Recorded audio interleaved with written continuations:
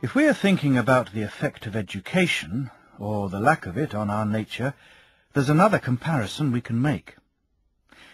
Picture human beings living in some sort of underground cave dwelling, with an entrance which is long, as wide as the cave, and open to the light.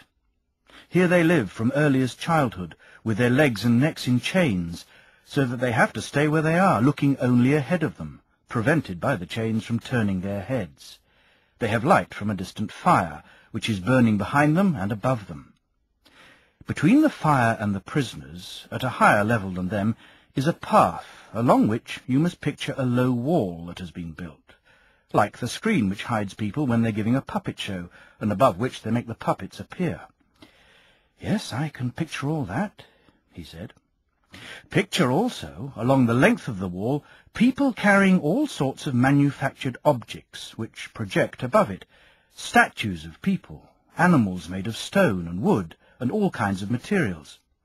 As you'd expect, some of the people carrying the objects are speaking while others are silent. A strange picture, and strange prisoners. No more strange than us," I said. "Do you think, for a start, that prisoners of that sort have ever seen anything more of themselves and of one another than the shadows cast by the fire on the wall of the cave in front of them? How could they, if they'd been prevented from moving their heads all their lives? What about the objects which are being carried? Wouldn't they see only shadows of these also?" "Yes, of course." "So, if they were able to talk to one another, don't you think they'd believe that the things they were giving names to were the things they could see passing?" "Yes, they'd be bound to." "What if the prison had an echo from the wall in front of them? Every time one of the people passing by spoke, do you suppose they'd believe the source of the sound to be anything other than the passing shadow?" "No, that's exactly what they would think." All in all, then, what people in this situation would take for truth would be nothing more than the shadows of the manufactured objects. Necessarily. "Suppose nature brought this state of affairs to an end," I said. "Think what their release from their chains and the cure for their ignorance would be like. When one of them was untied and compelled suddenly to stand up, turn his head, start walking, and look towards the light, he'd find all these things painful. Because of the glare, he'd be unable to see things whose shadows he used to see before. What do you suppose he'd say if he was told that what he used to see before was of no importance, whereas now his eyesight was better, since he was closer to what is, and looking at things which more truly are? Suppose further that each of the passing objects was pointed out to him, and that he was asked what it was and compelled to answer. Don't you think he'd be confused? Wouldn't he believe the things he saw before to be more true than what was being pointed out to him now? Yes, he would. Much more true. If he was forced to look at the light itself, wouldn't it hurt his eyes? Wouldn't he turn away and run back to the things he could see? Wouldn't he think those things really were clearer than what was being pointed out? Yes, he said. And if he was dragged out of there by force, up the steep and difficult path, with no pause until he'd been dragged right into the sunlight, wouldn't he find this dragging painful? Wouldn't he resent it? And when he came into the light, with his eyes filled with the glare, would he be able to see a single one of the things people call real? No, he wouldn't. Not at first. He'd need to acclimatize himself, I imagine, if he were going to see things up there. To start with, he'd find shadows the easiest things to look at. After that, reflections of people and other things in water. The things themselves would come later, and from those he would move on to the heavenly bodies and the heavens themselves. He'd find it easier to look at the light of the stars and the moon by night than look at the sun and the light of the sun by day. Of course. The last thing he'd be able to look at, presumably, would be the sun. Not its image in water or some location that is not its own, but the sun itself. He'd be able to look at it by itself, in its own place, and see it as it really was. Yes, he said, that would unquestionably be the last thing he'd be able to look at. At that point he would work out that it was the sun which caused the seasons and the years, which governed everything in the visible realm, and which was, in one way or another, responsible for everything they used to see.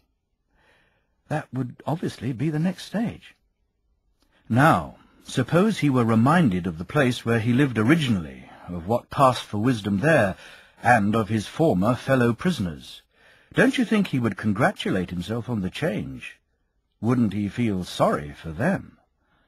Indeed he would. Back in the cave they might have had rewards and praises and prizes for the person who was quickest at identifying the passing shapes, who had the best memory for the ones which came earlier or later or simultaneously, and who, as a result, was best at predicting what was going to come next. Do you think he would feel any desire for these prizes? Would he envy those who were respected and powerful there, or would he feel as Achilles does in Homer? Would he much prefer to labour as a common serf, serving a man with nothing to his name, putting up with anything to avoid holding those opinions and living that life? Yes, he said, if you ask me, he'd be prepared to put up with anything to avoid that way of life. There's another question I'd like to ask you, I said. Suppose someone like that came back down into the cave and took up his old seat. Wouldn't he find, coming straight in from the sunlight, that his eyes were swamped by the darkness? I'm sure he would. And suppose he had to go back to distinguishing the shadows in competition with those who had never stopped being prisoners.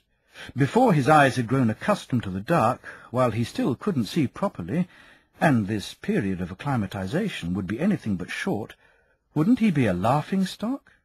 Wouldn't it be said of him that he'd come back from his journey to the upper world with his eyesight destroyed, and that it wasn't worth even trying to go up there?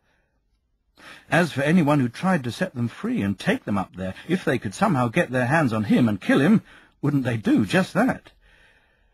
They certainly would, he said. That is the picture then, my dear Glaucon, and it fits what we were talking about earlier in its entirety. The region revealed to us by sight is the prison dwelling, and the light of the fire inside the dwelling is the power of the sun. If you identify the upward path and the view of things above with the ascent of the soul to the realm of understanding, then you will have caught my drift, my surmise, which is what you wanted to hear. Whether it is really true, perhaps only God knows. My own view, for what it's worth, is that in the realm of what can be known, the thing seen last, and seen with great difficulty, is the form or character of the good. But when it is seen, the conclusion must be that it turns out to be the cause of all that is right and good for everything. In the realm of sight, it produces light, and light's sovereign, the sun, while in the realm of thought, it is itself sovereign, producing truth and reason unassisted. I further believe that anyone who's going to act wisely, either in private life or in public life, must have had a sight of this form of the good. Well, I for one agree with you, he said, as far as I can follow, at any rate. Can you agree with me, then, on one further point? It's no wonder if those who have been to the upper world refuse to take an interest in everyday affairs, if their souls are constantly eager to spend their time in that upper region. It's what you'd expect, presumably, if things really are like the picture we've just drawn. Yes, it's what you'd expect.